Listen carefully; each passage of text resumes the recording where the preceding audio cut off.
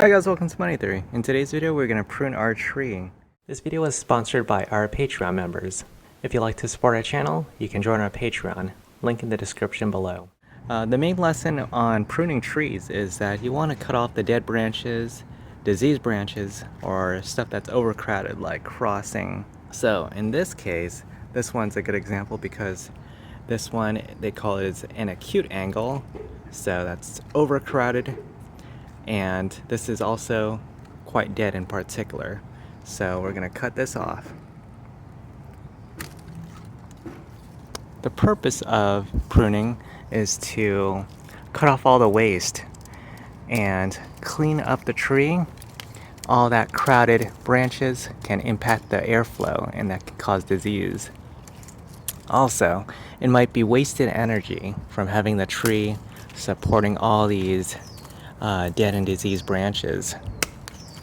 We can say that it is routine maintenance, like with our portfolio.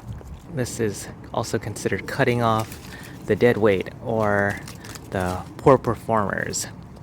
In gardening, this is cutting off the dead branches.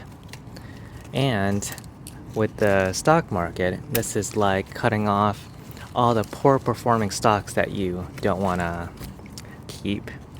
Warren Buffett's motto is cut your losses short and let your winners ride. So you don't want to waste your effort and time on stuff that is not going to perform. Here's another good example. I see this whole extension of the branch is pretty dead. It tried to produce a fruit, but it failed.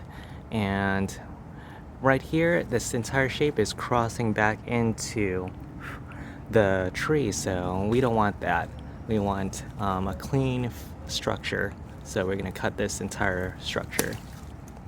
We're not going to cut the rest of it because this one's actually producing some good fruit up here. Now the next question is, what do we do with all these branches and leaves that we are pruning? So a recommendation is that you reuse it back into your garden. These are nutrients that took a lot of effort for the tree, and you spent money on creating these nutrients from compost and soil, so you don't want to just let it go to waste. What we'll actually do for small branches, we're going to just let it fall on the floor. This is the permaculture method, where the leaves and branches will compost eventually, and it'll bring back nutrients into the soil. And what we'll also do is put these into our compost pile. In this case, this shape was perfect for the structure and holding the materials, and also porous to allow airflow and also connections to the dirt. Why we want connections to the soil is so that the worms can find it, and you can see below this compost pile is a variety of soil critters, most importantly the earthworms.